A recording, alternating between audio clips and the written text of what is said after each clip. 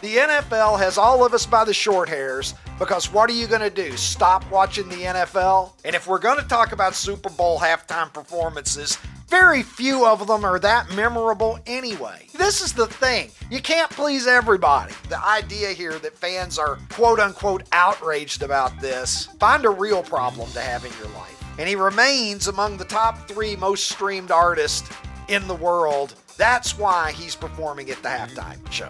It doesn't mean that they've made a bad business decision. But let's begin today with the news of who will be the Super Bowl halftime performer for Super Bowl 60 in Santa Clara next February.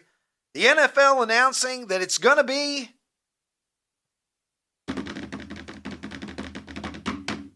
Bad Bunny. Try to contain your excitement. I got a feeling if you're watching my show, you are not the Bad Bunny demographic. I feel fairly safe in saying that.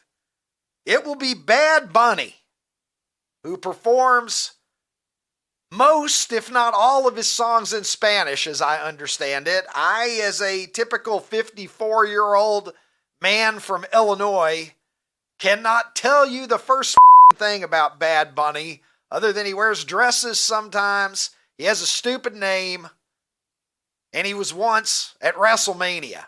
I think WrestleMania 37 a few years ago. But I come here not to condemn the NFL because that would be the easiest thing in the world for me to do. Look, you got to face it. When you get older, the world does not revolve around you anymore. And, you know, the idea here that fans are quote-unquote outraged about this, find a real problem to have in your life. Okay, first of all, you ought to be eating food and going and taking a piss at halftime like a real American. I remember when we didn't even have any expectations of Super Bowl halftime shows. You know who performed Super Bowl halftime shows when I was a kid? Marching bands, Carol Channing, and Up With People. Some of you who are older will remember Up With People. Let's get a shot at Up With People for the uninitiated. They are the all-time leaders in Super Bowl halftime appearances with 4. You ever heard of these people? They were an ensemble group. There they are. Look at that. Looks like a real good time. I want to party with those motherfuckers, don't you? That's what we had back in the 70s. It was marching bands, Carol Channing, and Up With People. It wasn't until Super Bowl 25 that the NFL really attempted to put somebody popular out there, and it was New Kids on the Block.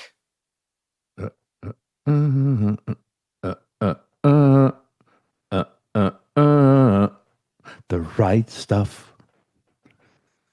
That's right, Ron. 35 years ago, it was New Kids on the Block. And probably the same people that are bitching about Bad Bunny, almost called him Bugs Bunny, we're probably bitching about New Kids on the Block. Super Bowl 26, they came back with Gloria Estefan and Olympic figure skaters, proving that they still hadn't quite figured it out. Super Bowl 27 was Michael Jackson. And from then on, it seems that they've made a concerted effort to pick somebody who's very popular. And here's the thing, folks. Just because Bad Bunny is not popular with me or Ron, or there's a good chance any fucking person that you know, it doesn't mean that they've made a bad business decision. He was Spotify's most streamed artist from 2020 to 22, 3 years in a row. He lost that title to Taylor Swift in 23 and 24, and he remains among the top 3 most streamed artists in the world. It's Taylor Swift, Drake, and Bad Bunny. That's why he's performing at the halftime show. And the NFL doesn't care that you don't listen to his music. The NFL doesn't care that I don't listen to his music, because guess what? The NFL has all of us by the short hairs, because what are you going to do? Stop watching the NFL? Well, have fun with that. They know you're not going to stop watching. And they also want to break into, you may have noticed, the Minnesota Vikings are playing more games in fucking Europe than they're playing in Minneapolis these days. And that is because the NFL is clearly trying to expand their global reach, and bringing in the most popular artist among Spanish-speaking people in the world is probably a good way for them to tap into the Latin American audience. Don't you think? That's why it's happening. He's the face of Latin music worldwide. It's not for you. It's not for me. It's not meant to be for us. And if you're mad about it, I don't know. You're just being stupid, in my opinion.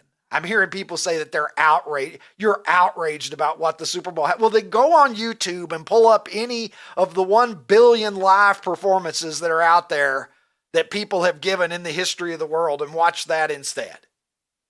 You know what people did for about the first 99.9% of human history? They watched grass grow for entertainment. You live in the one period of time where you have the option to have all the things that we have. Okay, pretty much everything good that you enjoy has happened since the beginning of the 20th century. People are going to sit around and bitch about Bad Bunny. You could have Up With People. Okay? I had a travel day from hell on Friday, okay?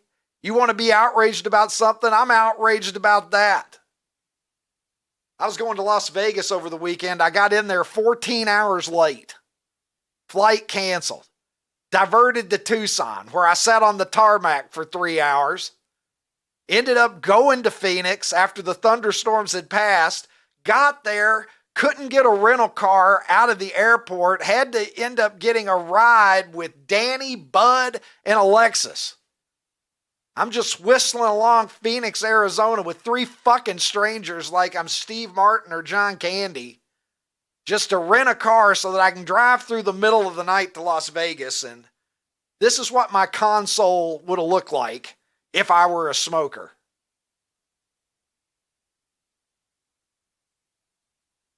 Which I'm not, of tobacco products. That's how I felt. I got into Las Vegas at 4:45 in the morning. Bigger problems than Bad Bunny, believe me.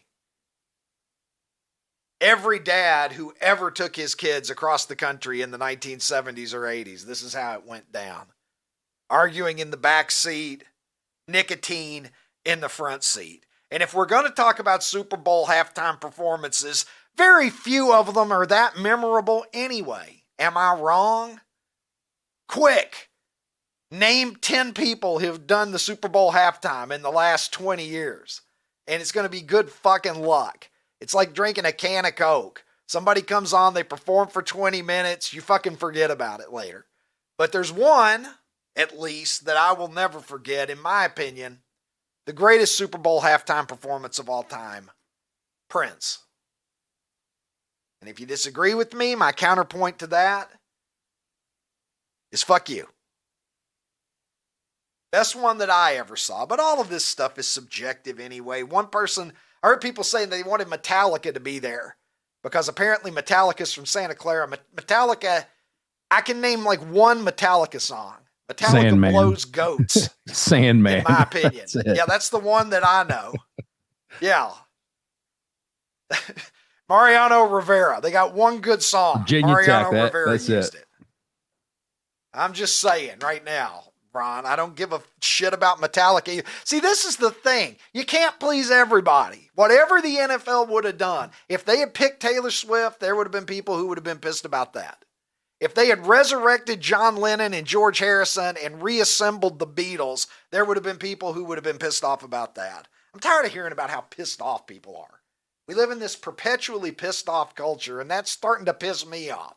Serenity now, as Frank Costanza once said. I don't give a flying fuck about people crying about outraged about this, outraged about that. All in capital letters, too. That's how you know that they're really bad. It's in capital letters. Miami Dolphins last night. Did you see what happened last night in the Monday night game? It was pretty gruesome. It was hideous. It was hard to watch what happened, but enough about the Dolphins uniforms.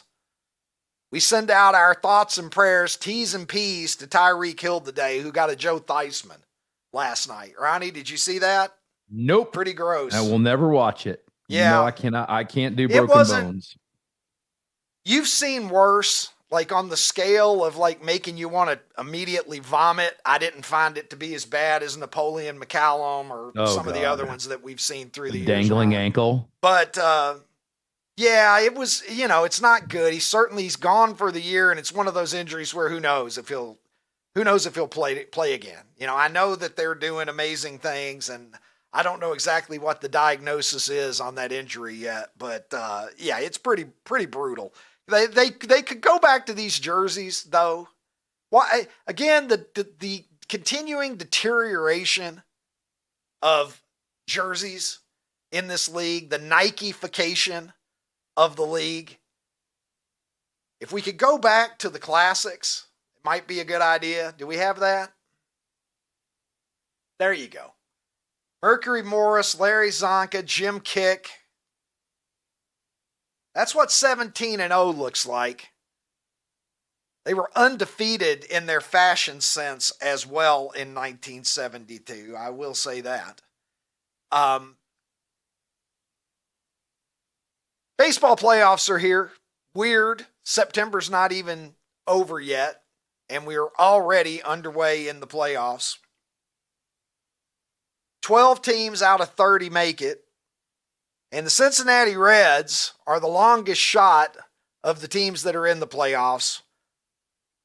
And maybe this stat will provide for you part of the reason why the Reds don't inspire a ton of confidence. They're the first team in MLB history to make the playoffs in a non-strike shortened year with no qualifying batter. That means 3.1 plate appearances per game times 162. That used to add up to 502, Ron, if my math is correct. Nobody hit 270 who had enough at-bats to qualify. Nobody hit 25 homers. Nobody won 15 games.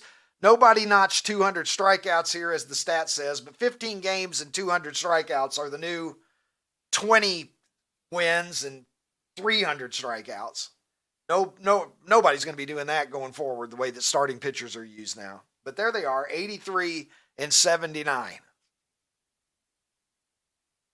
Your Cincinnati Reds. So, all right. So, with that being said, here to talk not only about the Major League Baseball playoffs, but also about the NFL, a man who is uniquely positioned to speak on these things. My pleasure always to welcome to the program the Spanish radio voice of the New York Yankees, as well as the world champion Philadelphia Eagles. The great Rickie Ricardo joins the program. Rickie, how's it going?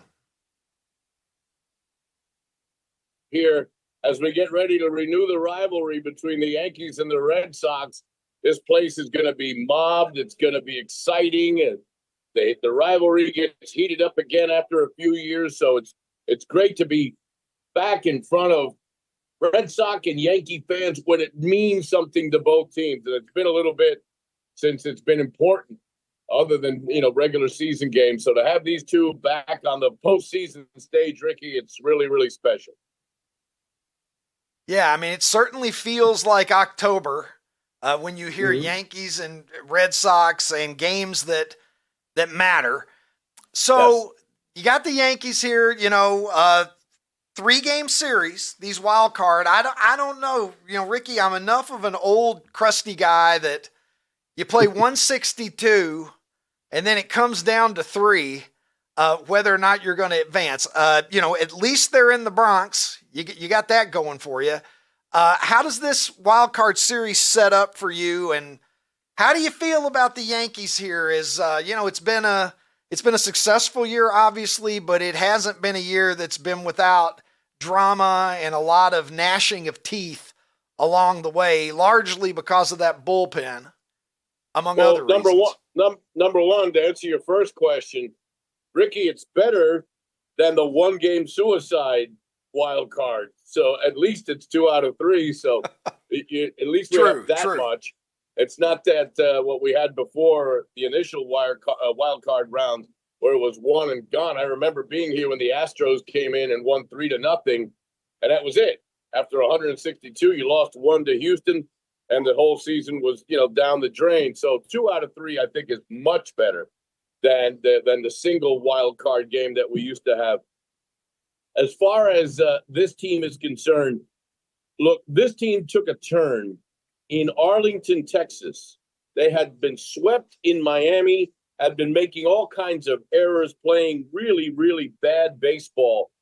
And on a Wednesday afternoon, I won't forget it, it was in August, the Yankees came back and beat the Rangers and avoided being swept in Arlington on a Paul Goldschmidt ninth inning home run.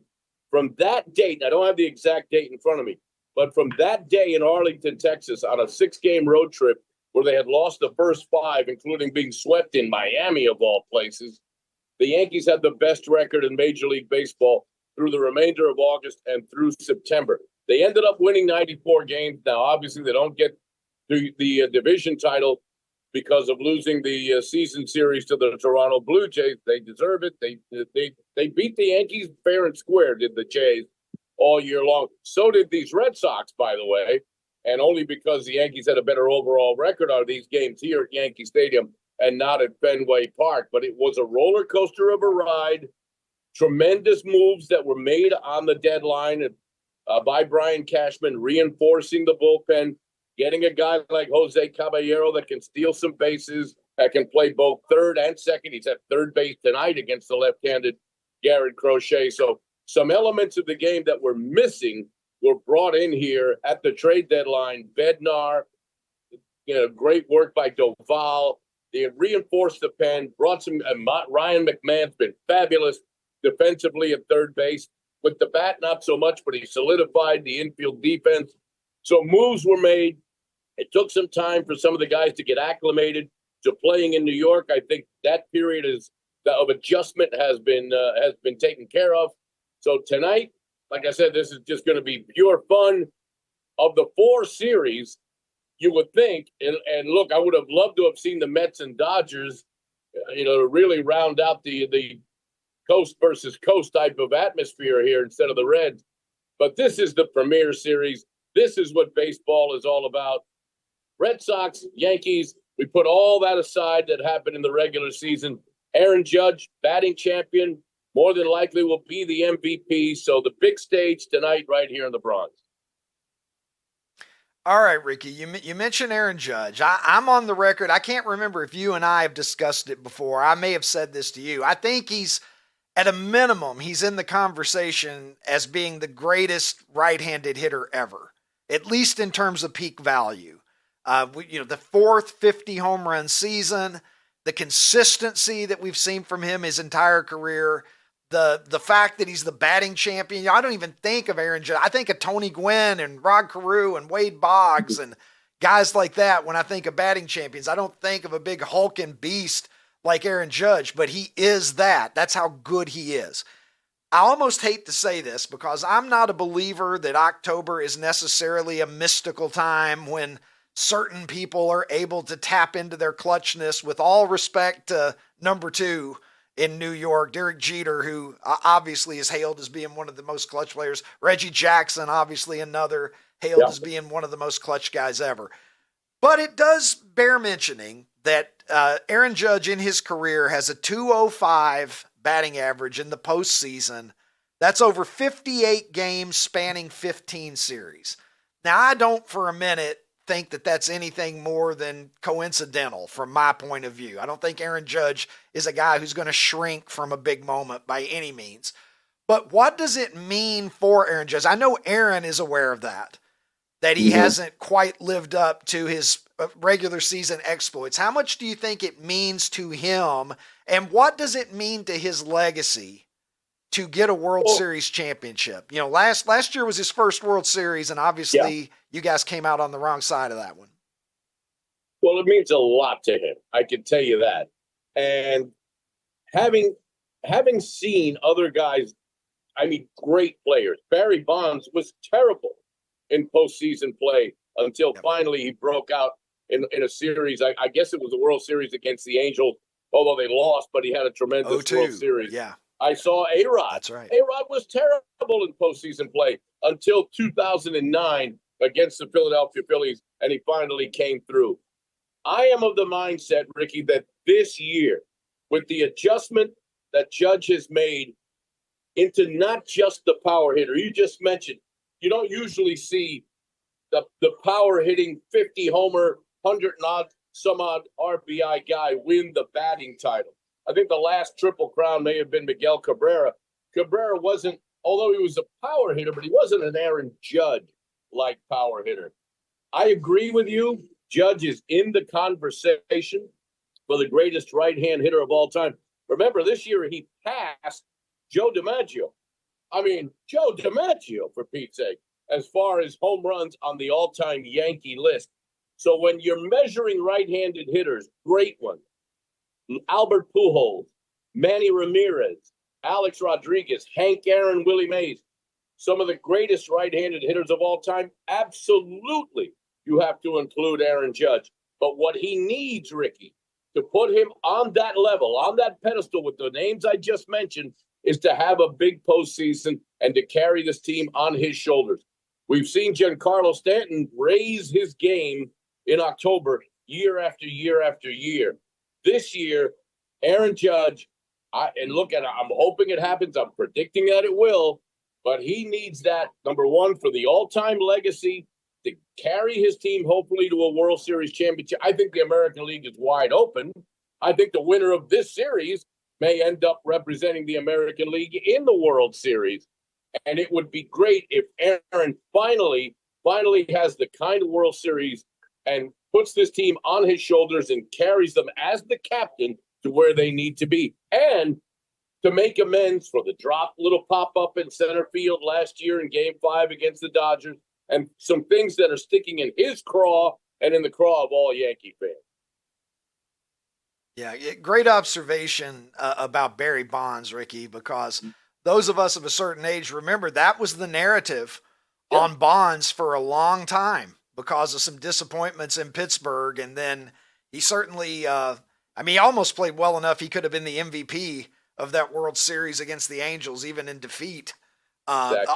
Honestly. So let's switch gears here, Rickie. Obviously, the NFL season now, I'm tempted to say we're at the quarter pole, but with the 17-game season, we're not at the quarter pole yet after 4. But the Eagles 4-0.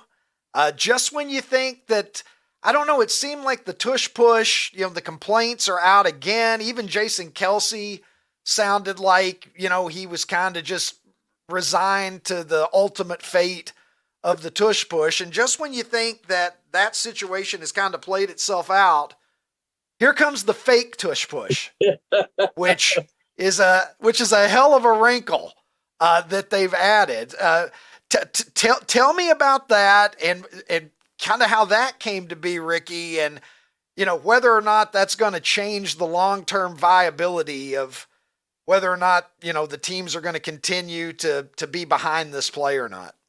Well, I'll tell you what, the interesting thing about the fake tush push is that none of the beat writers, none of the broadcasters, no one that is surrounding the team on a daily or weekly basis that are close to the ball club, we had no idea that was actually even part of the game plan. Obviously, Nick Sirianni and the offensive coaches did that undercover and didn't let out that was even a possibility. So I was just as surprised. Probably Merrill and Mike on the English side were just as surprised as the Buccaneer defense was at that time, because they're getting ready for the tush push, which, by the way, has a sponsor on radio and TV. There's a men's sanitary product. I want to give anybody a free plug here, but there is a sponsor for the tush push, and we're getting ready to call the thing, and they get into position. And when Saquon just walks right around, and basically it's a little 5-yard walk right into the end zone, we were just as stunned as the Buccaneers were and the rest of the National Football League pundits. I'm kind of resigned to it, Rickie. I think the momentum has been building now for a couple of years. The Packers, obviously, with a team that, made the motion this past season. They came up a couple of votes short to getting it outlawed even for this year. I doubt that next year we'll have a tush push. I'd be thrilled if we did, because the Eagles are the only team that can really pull it off, and we're the only ones that know how to do it right. And I've seen other teams try to do it and they can't. So,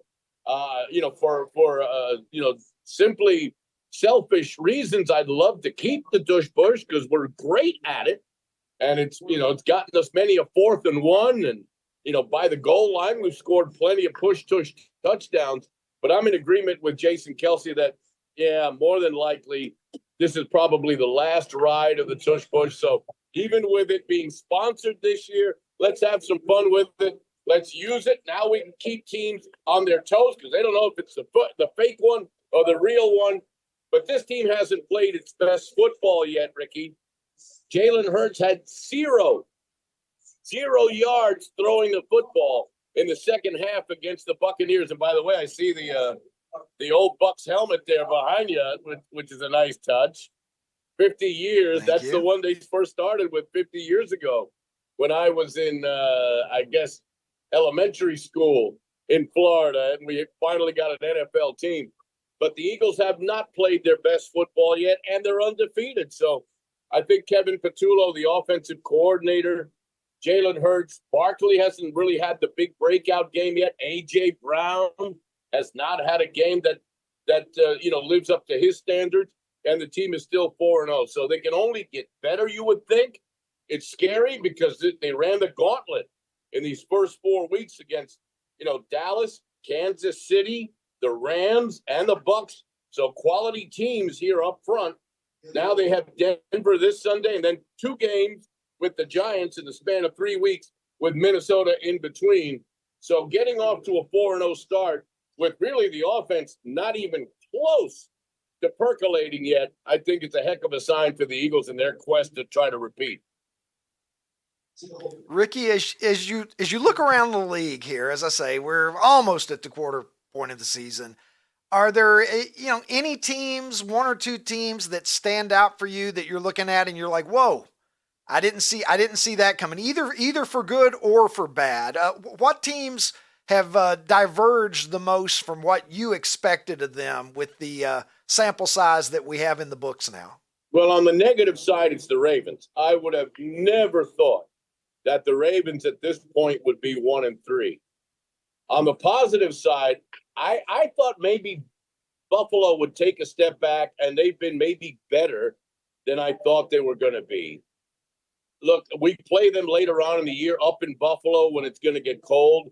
I thought maybe the Dolphins would be more competitive.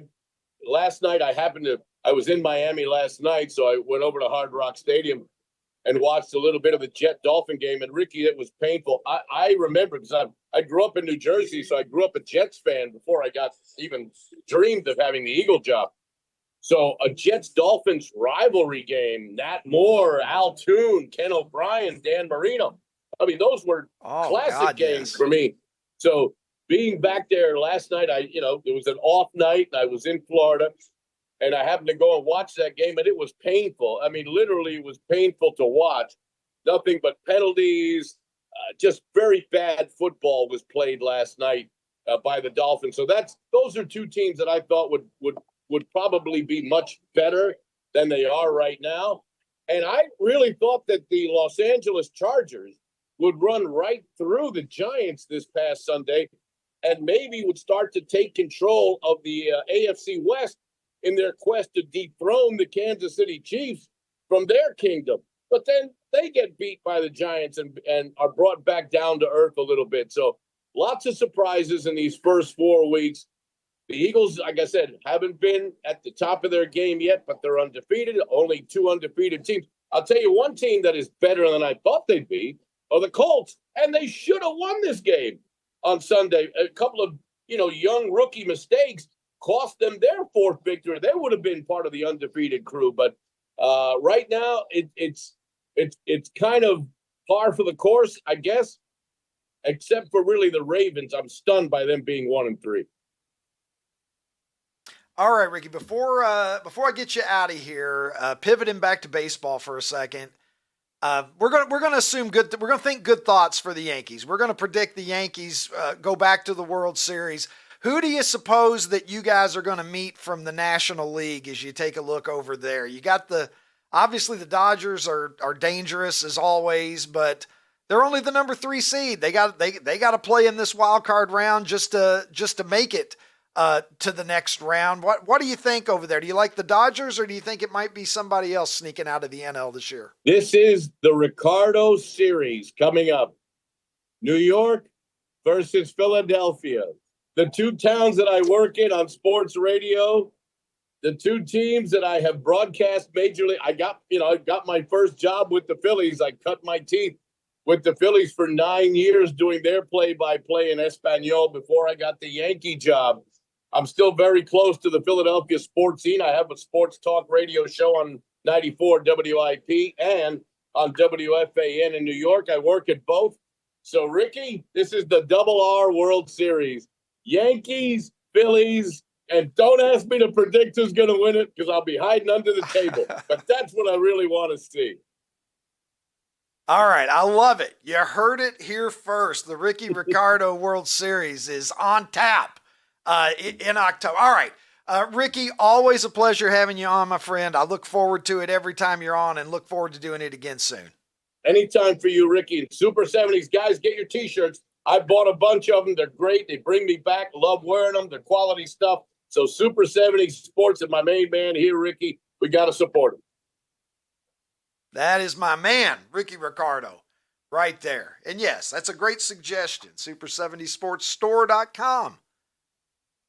This episode today, my friends, is brought to you by Prize Picks. You and I make decisions every day. But on Prize Picks, being right can get you paid. So don't miss any of the action this season. None of the excitement at Prize Picks, where it's good to be right. And the best part is Prize Picks is so simple to play. It's fun, and it's fun largely because it's simple. It's intuitive. It's easy to play. All of your favorites are here that you know from Prize Picks. All of the players that you enjoy watching anyway. Take advantage of the max discounts is my recommendation. I have done that to good effect this year. Prize Picks is the best place to win cash while you're watching sports this season. Join millions of users and sign up today. And the best part is if you use my code Rickie, you'll get $50 in lineups when you play your first $5 lineup. That's right. Just use my code Rickie, that's RICKY, and you'll get $50 in lineups when you play your first $5 lineup. Prize Picks, it's good to be right. Only thing better than being right is being right and being rewarded monetarily for being right. That's how I see it. And so I will now welcome to the program a man who has helped me monetarily through the years, certainly, among other ways. I speak, of course, of the international streaming star who joins me, as always, from Nashville, Tennessee. He is, of course, Ronnie T-Shirts. Ronnie, good to see you. We're both back home in our respective homes. Were you in Vegas for less than 30 hours? I was in Vegas from the time that I got into town until the time that I flew out. I was in Vegas for about 30 and a half hours, Ron. Oh, dude, that's awful. I mean, when you texted me that, yeah. It sounds like an absolutely horrible movie. Like, it was planes, trains, and automobiles too. It eventually became funny. It was so bad. I went through the whole stages. The 5 stages of grief. Yeah. There was anger, denial, ultimately bargaining, ultimately acceptance. It was acceptance. I just got to live with this situation. No, the short version of this. Yeah.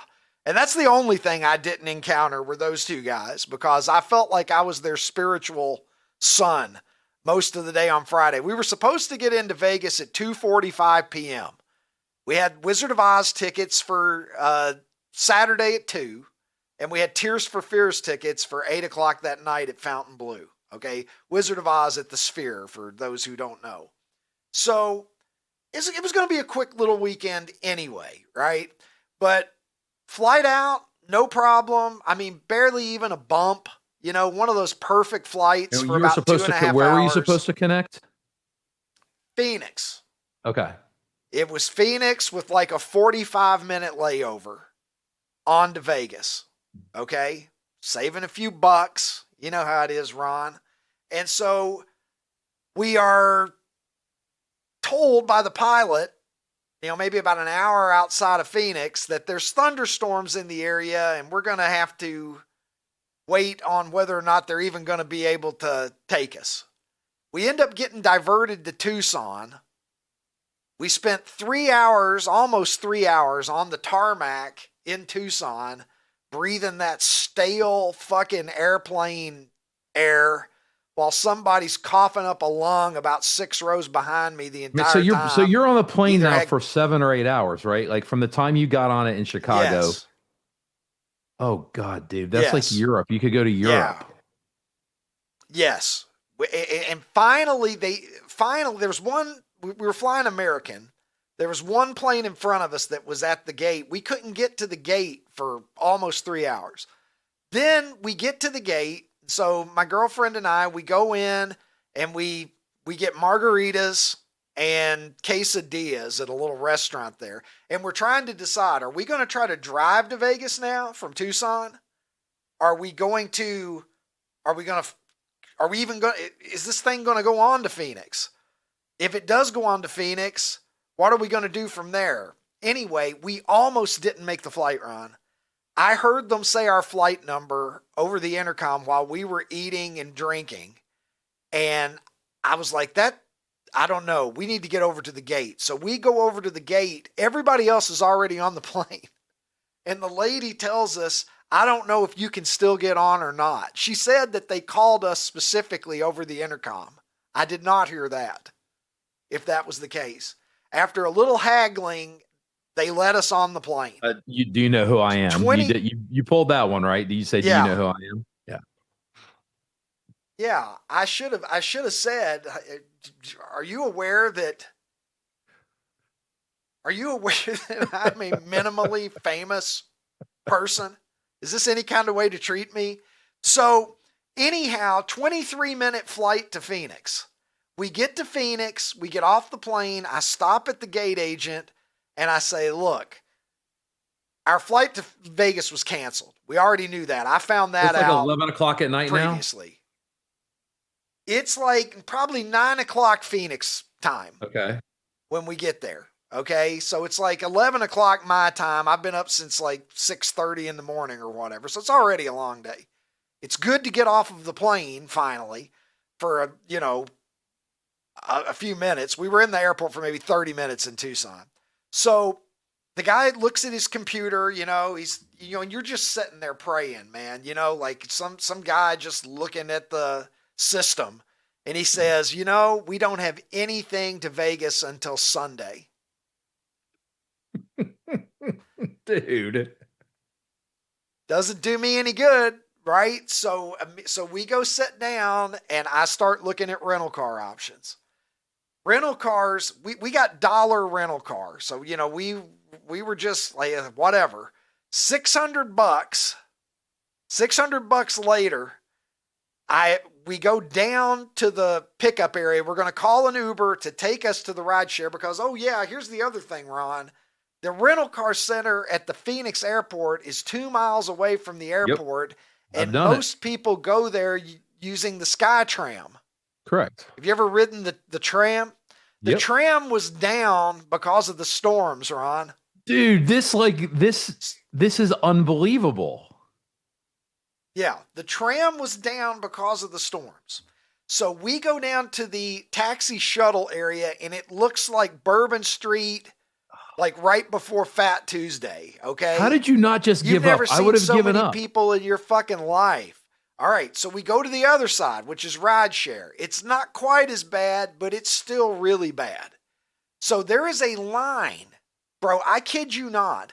There is a line looping around the inside of the airport of people just waiting to go out door number 8, which is the number that you're supposed to go through to get to the taxis and stuff. Okay? So we're looking at each other and we're like, this is probably like a 2 or 3 hour line. Yeah. Just to be able to call an Uber. So I said, you know what? Let's go out a different door. There's other doors to the outside. You don't have to go through door 8. So we go out door 6 where I see people going out. I'm like, well, fuck this. Let's go out that door. We get out there And the Uber line is like hell long, man. There's a line of people lined up to call an Uber.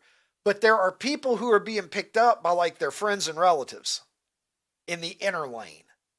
Okay? And so I turn around to my girlfriend and I say, look, here's the deal. Have you got any money? I did the Ronnie t-shirts at Augusta.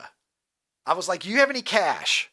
I'm like, we need to find somebody who looks sane, tell them our story, see if they'll take like $100 and just, if not take us to the rental car center, just get us off the grounds of the airport. Correct. To some location where we're not competing against 1,000 other people to get an Uber. Correct. Right? So, okay, Ron. So it continues to get better. We find a guy, a local guy from Phoenix, and we're talking to him and he's like, oh yeah, I'll be happy to help you. He's waiting for his Uber, he and his wife. Okay. Here's the wrinkle, Ron. They were already in an argument about something and his wife was super pissed at him. So we walk over with him to his wife and he tells her, he's like, we're going to help these people. She did not feel helpful, Ron. She didn't say anything to us directly, but she looked like she wanted to kill all of us. And so it ends up, they start arguing in front of us. He ends up yelling, shut the fuck up at the top of his lungs. Like it was a scene. You know what I mean? Like people were turning around and looking. And so my girlfriend's looking at me and saying like, Rickie, do you really want to do this? And I was so desperate to get out of the airport. I said to her, I was like, well, let's just wait a minute and see what happens. I was willing to ride. I was willing to ride between, two married people who obviously hated each other. Doug and Jennifer just to get hated out of that each airport. other. Yeah. Yeah. Anyway, my girlfriend, she ends up going looking for somebody else. She finds this guy named Bud. His brother's picking him up. So like 15 minutes later, we're driving through Phoenix to the rental car center with Danny, Alexis, and Bud, our best friends in the world, for about 10 minutes. Did you have to pay him? We insisted. Leslie insisted that they take something and just basically just threw $40 at them as we were leaving. They didn't want to take it. But anyway, we rented a car, got the car at about 11 p.m. Phoenix time. You went to Vegas with those people. The way I heard, the way No. Oh, that would have made the story just so to the much rental better. car center. Oh my God. Yeah, just to the rental car center. Yeah. Okay. And then we drove on to Vegas, took about 5 hours, rolled in on no sleep. I'd been up for 24 hours. Never was a man happier to see neon lights. Were you fighting? When I finally saw Vegas Vegas tired on the horizon.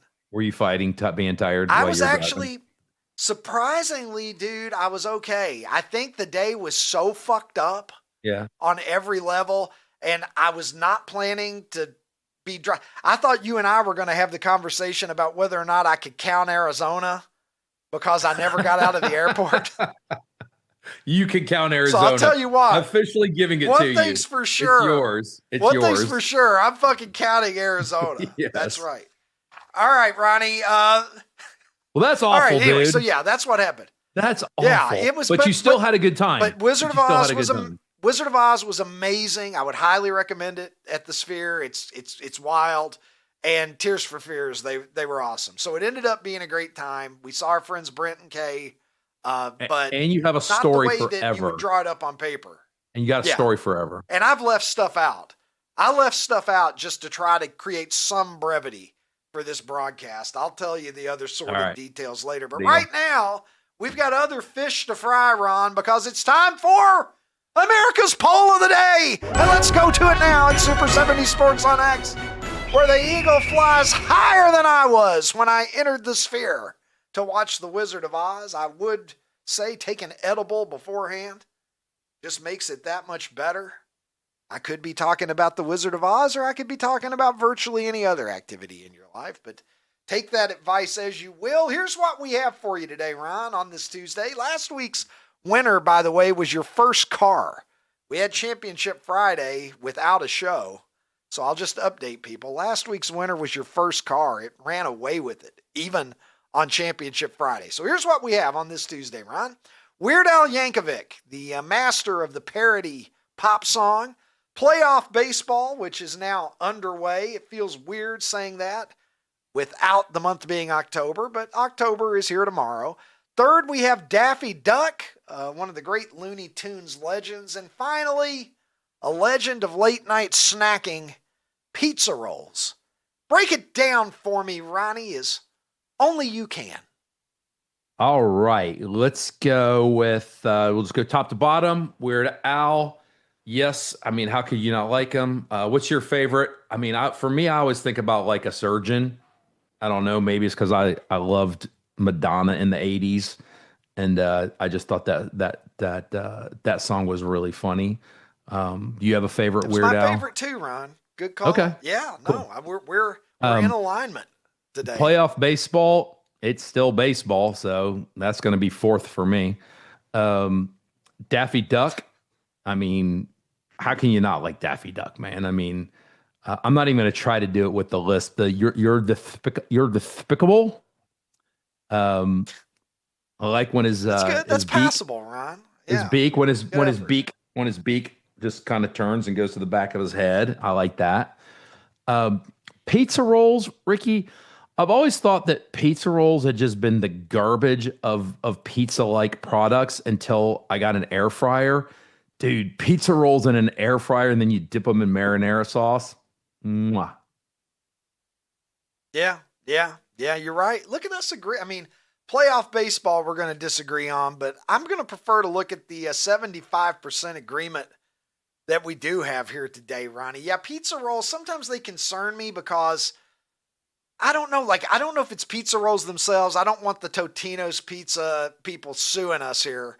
So I'm not saying this with any degree of factual basis, but I see some products out there where they'll advertise it as not cheese.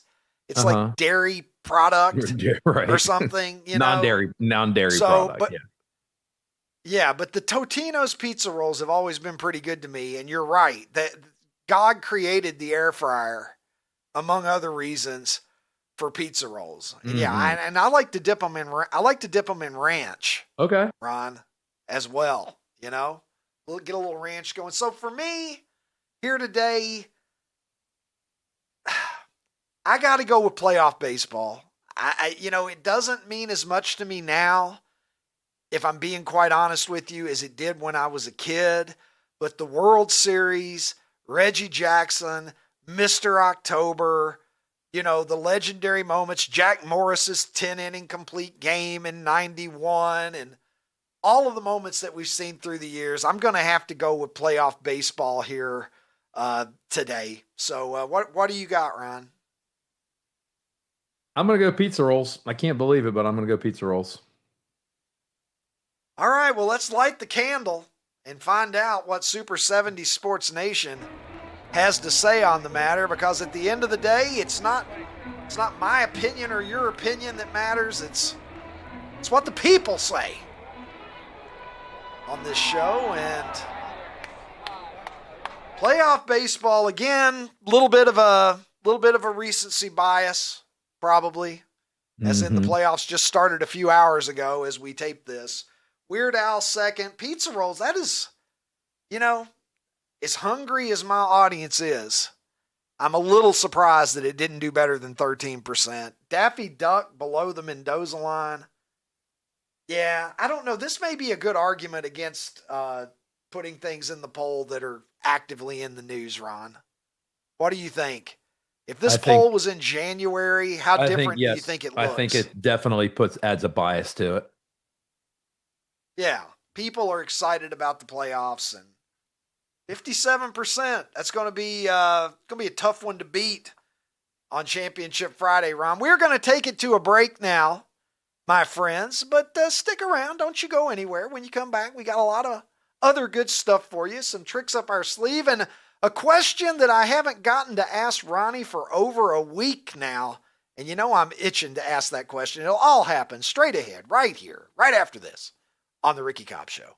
Football's finally back. So's the hard-hitting gridiron action on Prize Picks. Download Prize Picks and use code OUTKICK and get $50 instantly in lineups when you play $5. Must be present in certain states. Visit prizepicks.com for restrictions and details.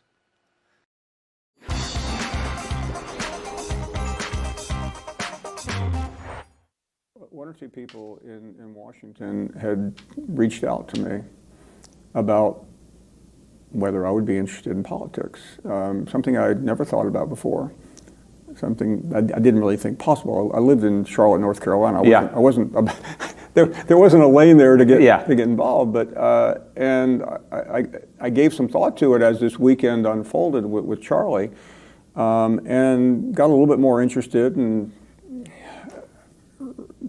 there's an open. Sorry to cut you off, but Tommy Tuberville is running for governor. A former Auburn coach who beat Alabama 6 times in a row, and I think it's fair to say he's going to win pretty comfortably, seems to be the assessment. There's an open Senate seat. Bruce Pearl, also at Auburn, had talked about it. He says now he's not going to run.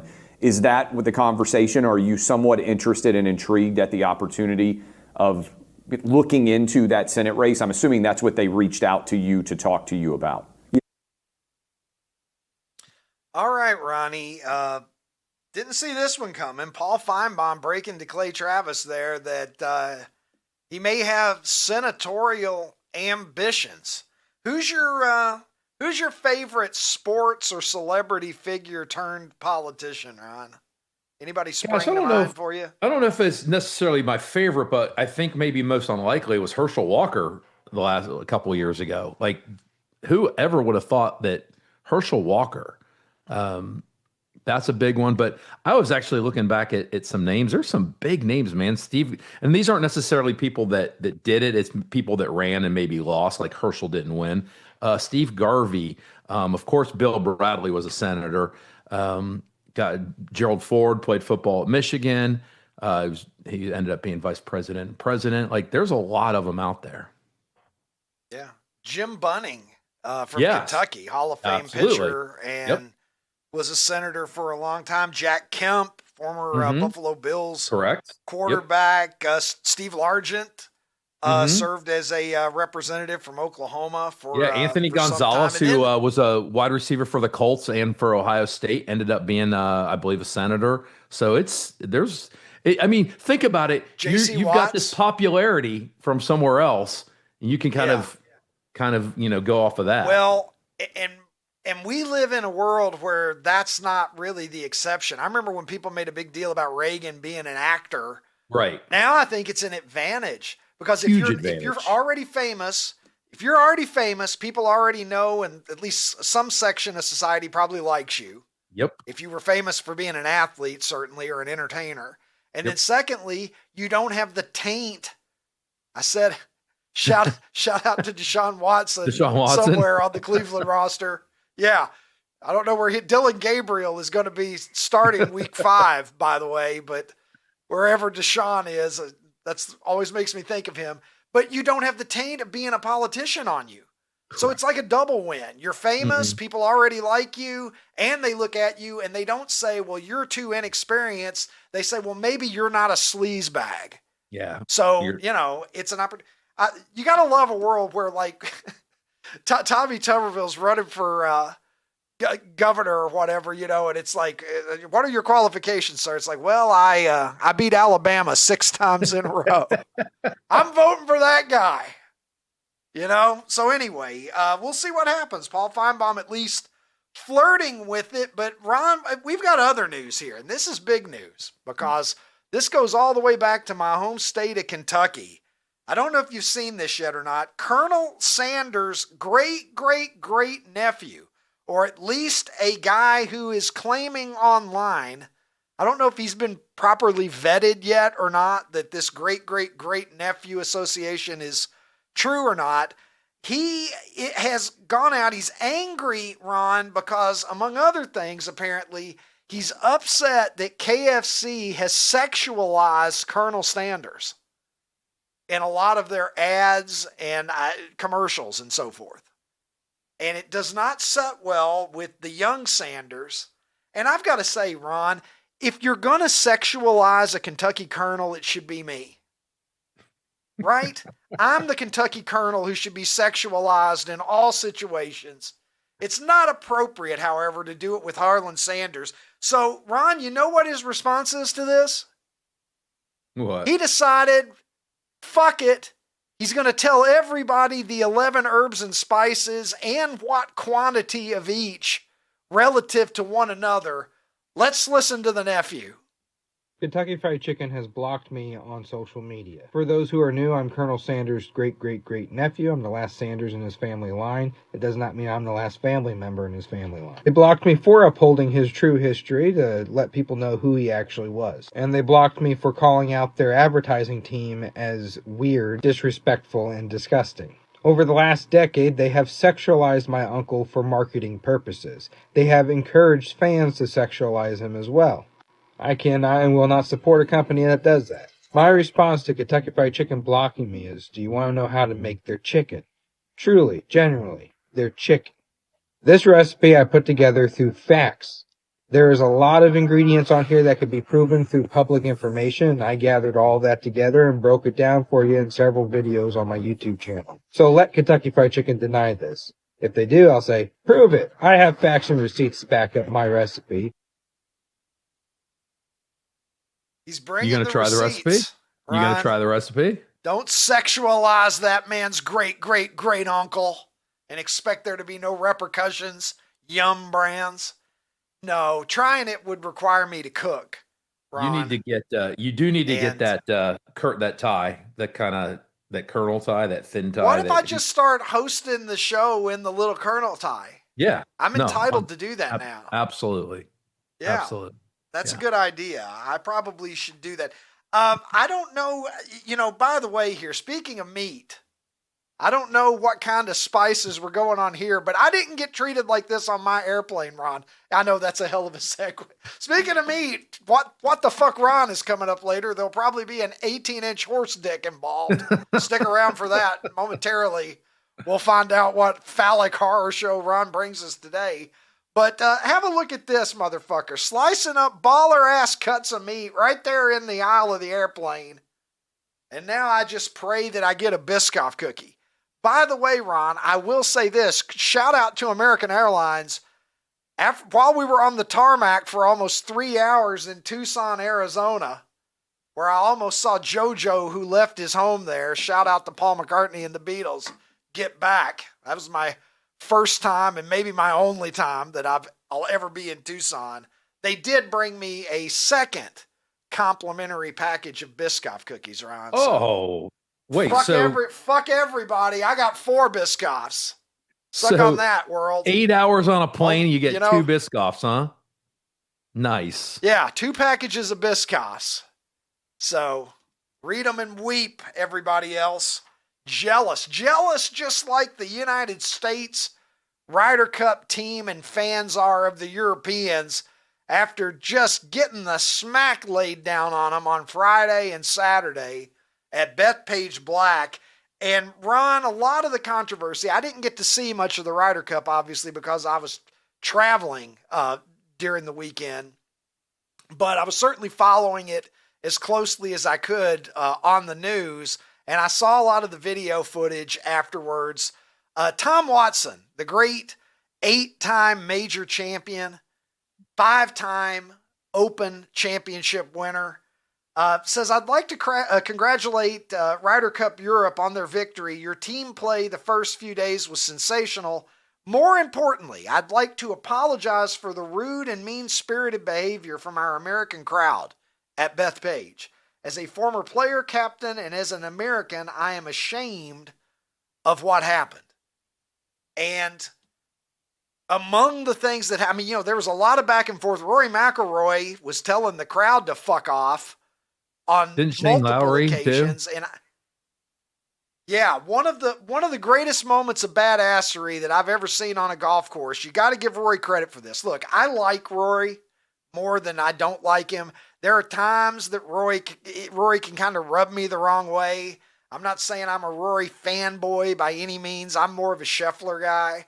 If those guys are both going after a major, I'm pulling for Scotty. But I do respect Rory.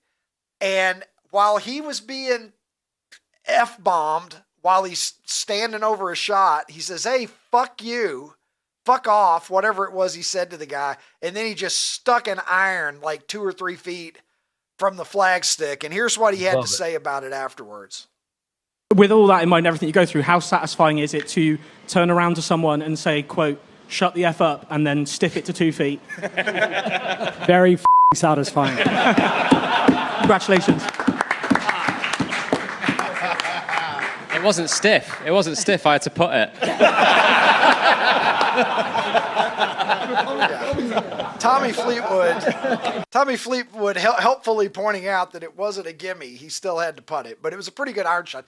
You know, wouldn't that just punctuate every disagreement? That would be the most satisfying. I've tweeted before about how satisfying it was to hang up on somebody with an old phone and you get that ding from the bell and whatever. And, you know, you knew you'd really told somebody off. Wouldn't it be satisfying just to like tell anybody, you know, maybe you and Lori, although you guys love each other deeply and you have a long, never successful fight, marriage. ever. Yeah. You point out to me that, you know, sometimes there might be a disagreement or something. About once every 3 years. How satisfying would it be to tell Lori to shut the fuck up and then turn around and take that 7-iron of yours that's your most confident club? Or drain a 3. Yeah. Or just turn around and just say, Kobe, just drop one in for 25. Would just make the shut the fuck up.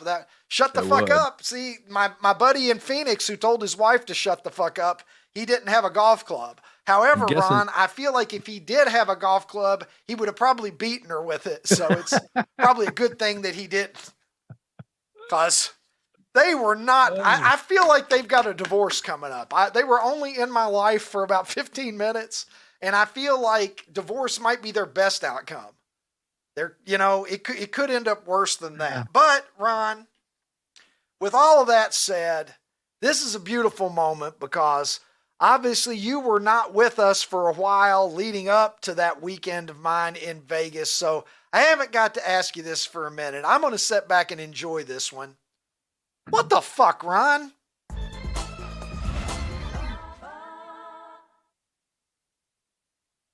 So, Ricky, I have 2 today. The first one is just, it's not really, it's just kind of cool and I guess pretty wholesome. The second one, you just have no idea what's about to hit you, dude. The first one happened near the Sweden-Norway border. And some guy captured on film, he took pictures, and it's really cool, dude. It's an albino moose. They estimate that there's about 1 in every 20,000 moose would be an albino moose. And it is just super cool. Wow. That is fucking awesome. I've never, look at that sweet bastard. Yeah. I've never seen an albino moose before. Look, see, this is the education. Yeah. Have you ever seen a moose up close? Have you ever seen a moose up close? I mean, not real close. Oh, like I've been. I mean, I don't know. There's a place. There's a place in the Grand Tetons called Moose Alley, and it's known to see moose. And we went and we saw baby moose, and it was spectacular. I've never seen a moose anywhere outside of a zoo, I guess. Well, and I've seen them I've seen them driving like in, out, in the Rockies area. They're enormous, dude. Like you think, oh, moose, deer, they're kind of the same thing. Nope. Moose are enormous. Absolutely enormous. All right. You ready for this one? Get yourself settled. Settle in. Ron, I never know if I'm ready or not. All right. So a few weeks ago, we did a story on the conjoined twins. Remember that? Oh, yes. Yes, I do. Okay. Abby and Brittany, I think. Yep. Are their names. Well, this guy, a 65-year-old man in Kharov, Russia, just had a head-sized tumor removed from his neck that looked like a head. What the hell? Dude, look at that. That's somebody's balls, Ron. Is this your way of sneaking a scrotum onto the show? Can we verify that that's not a scrotum? That looks like a ball sack to me. Oh, he first noticed it 16 years ago, and it took him 16 years to get this thing removed. He just decided, like, well, now it's not really affecting my quality of life. Could you imagine it's bigger walking than his around? Actual head? Yes. Could you imagine walking around with that thing? No, I can't. Yeah. So was it? What was it? It was a benign tumor, and so it was just fleshy and fatty and whatever. And I guess it was a pretty involved surgery because there was a lot of blood vessels, important blood vessels where it happened. But still, I cannot fathom. I can't fathom what it would be like to walk around with something that big. I just don't know. I think you could. That's way worse. You either it's one of those things where I think you either laugh or you cry, and so I think I would take the approach of laughing, and I'd like get a magic marker on and put a face on them, like eyes and a mouth and a mustache. At Halloween, you just paint it orange and give it a jack-o'-lantern face. Maybe during football season, you put a helmet on it. I don't know. Oh my God. Well, take advantage of it. See, that's the right attitude. Try to find the upside of your ginormous, benign neck tumor. Ron, let's go to poll replies. Why don't we? See what folks are saying. Today is a rout. Almost 60%. Probably would have helped if I had written the poll more than 2 minutes before we went on the air, Ron. You think that would have helped? Maybe. Already 3,000. Look at that. Already 3,000 votes, though. In less than 90 minutes. That is the Super 70 Sports audience right there, you sweet bastards. All right, let's see what the folks are saying. The Moops! One of my favorite commenters says, when in doubt, Looney Tunes. And it is a damn shame that Daffy Duck is under 10%. He deserves better than that. In fact, I would say it's despicable, Ron. Can you give us one more despicable? It's despicable. Despicable.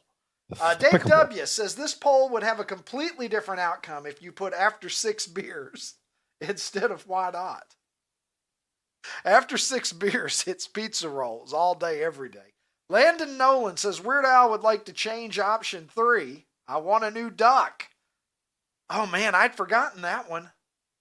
Little Huey Lewis in the news there. I Lost on Jeopardy as well, Ron, while we're shouting him out. Daffy Duck in 4th place. That's despicable, says Just in Time.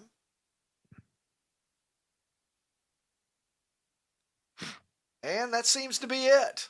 Well, not much to say other than playoff baseball. We will see you again on Friday. Let's take a look at our picks here, Ron. The wager that lasts the entire NFL season between the two of us, the stakes this year. The loser has to wear an Angel Reese shirt or merch on the program for an entire episode. So believe me, my friends, when I tell you that we both want to win. Let's see how we came out. Ronnie, I believe you were 1-3. Not good, Ricky. This week. Your faith in the New Orleans Saints was rewarded. Even though that is an insane amount of points to get in the NFL, I felt like the Bills would probably cover it, but you made a bold move there, taking the points, and you got it. Carolina Panthers continue to fuck you over. You might just want to stay away from them. Absolutely. At some point. The Colts, you know what, Ron? I mean, I can't even fault you there because a break here, a break there. Yeah. Yeah. Rickie Ricardo was talking about how they easily could have won that game if a few things had broken differently. And then, look, I didn't make it one of my picks, but I predicted how the hell the Ravens Chiefs would win the game. How are the Ravens 1-3? And the way they lost, they're better than that. They'll straighten it out. I have confidence in John Harbaugh and Lamar Jackson and Derrick Henry, they're going to be okay, I believe. Well, I looked at their schedule. I looked at their schedule. I think that they might end the season with 5 losses. Like, they have got such an easy schedule the rest of the way out. Yeah, they'll be all right. And, we'll see what's going on. All right, so I'm 8-8. So I'm a total of 8-8 right now. Yeah. Yeah, Jared, chime in. We want to hear your voice on the air. You got some thoughts on the Ravens?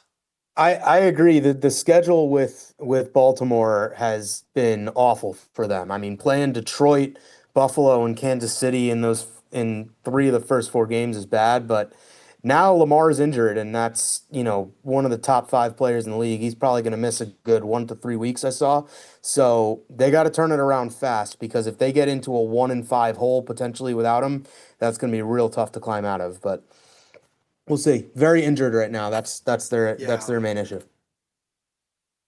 Yeah, that would be a real problem if they get any further. They need to get one in the win column. Although I am still pretty confident, Ron, as well, that they're going to post, a good record by the end of the year. All right, let's take a look at my picks. I came into the week 2 games behind you. Made up one of those games, I believe. You're now 8-8 on the season. I'm 7-9. That Falcons game was a little bit of a trap, I think. Losing 30-0. Jaden Daniels didn't play, which I still thought he might play when I made that pick. The Chargers, I was wrong there. Jackson Dart loses Malik Neighbors. It was a bad weekend for fantasy football players who are depending on Tyreek Hill and Malik Neighbors. Jackson Dart turf? Now. Well, the good news is you got to win at that stadium. I mean, Achilles and ACLs just left and right in the last 5 years at that stadium.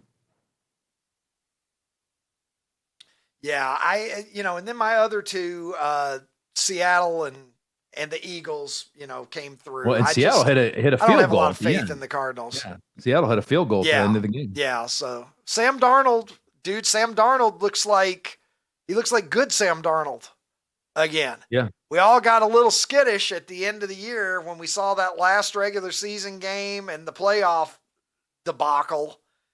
And now, well, it looks like Seattle gambled and got the Sam Darnold that was setting the league on fire for 90% of the season. The Eagles are just so fucking good, really is the issue. All right, Ronnie, so that's it for us today on this program. Good to be back in the saddle with you again, Ronnie. My thanks to Rickie Ricardo for joining us today. Always great to have him on. My thanks to Adam and Molly and Colin in Nashville. That crew does such an outstanding job every day on this show and are much appreciated by all of us. My thanks to P.A. Jared, Nick, and Tim, everybody who's a part of our family here, and most of all, you guys who are my family and who I appreciate the most, because without you, I wouldn't be here. You're the reason that we do this. You're the reason this is so much fun, and I love you for that. You can find us, as always, at Fox Nation, Outkick.com, and on YouTube at our new channel, The Rickie Cobb Show on YouTube. Make sure that you subscribe over there and you won't miss a thing. We just posted a Joe Madden interview, a classic from this show. You'll be seeing more content populating that channel as we go forward, some of the great moments in the past history of our program.